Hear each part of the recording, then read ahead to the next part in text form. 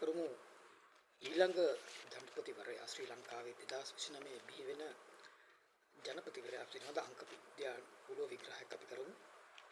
2029 අංක විද්‍යානුකූල 29 කියන්නේ ප්‍රබල පරිවර්තනයක් ඇති කරන අංකයක්. ඒ එකතුව 4 ශ්‍රී ලංකාවේ ඉතාමත්ම වැදගත් වෙන අංකයක්.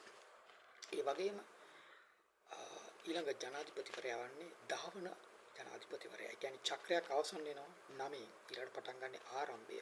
අංක විද්‍යානුකූලව 10 කියන්නේ ඉතා ප්‍රබල වාසනාවන්ත තත්ත්වයක් පෙන්වන්න කරනවා. අංක 10 කියන එක.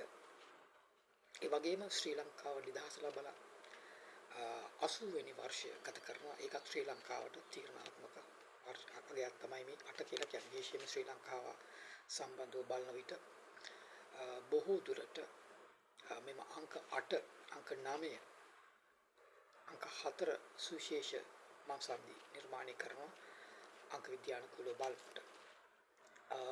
මේ අනුව පෙන්වු කරනවා විශේෂයෙන්ම අංක 10 වෙනි ජනාධිපතිවරයා සුවිශේෂ ජනාධිපතිවරයෙක් ශ්‍රී ලංකාවේ බිහි වෙන්නේ නිමිතයි.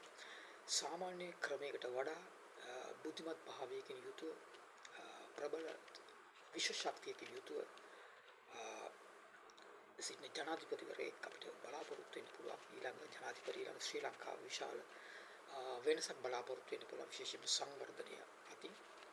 ඒ වගේම අලුත් ක්‍රමවේදයක් ශ්‍රී ලංකාවට ඒ තුලින් නිර්මාණය වෙනවා. ශ්‍රී ලංකාවේ අනාගත සම්බන්ධ බැලීමේදී මෙම අංක දිහා බැලුවාම උගත් දුරට ඔහුගේ උපන් දිනේ හෝ දෛවාංකය තුල 784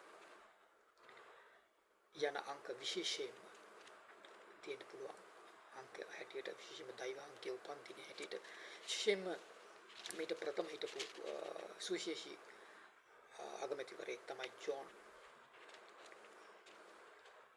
කොත්ලාවල මහත්මයා. ඔහුගේ උපන් දිනේ 4 කියන අංකයේ සුවිශේෂීත්වයක් දක්වන විශේෂයෙන්ම බුද්ධිමත් භාවය සහ රටපුදු කෙරෙහි ඇතිවන හැඟීම් තත්ත්වය මේ අංක 4 තුලින් ප්‍රකට කරනවා. සුවිශේෂී හැකියාවන් නිර්මාණය වෙනවා අංක 4 තුලින්. ඒ වගේම අපිට සුවිශේෂී තත්ත්වයක් ඉදිරි කාලයේදී 2029 මැතිවරණ ජනාධිපතිවරණ තුලින් අපිට බලාපොරොත්තු වෙන්න පුළුවන්.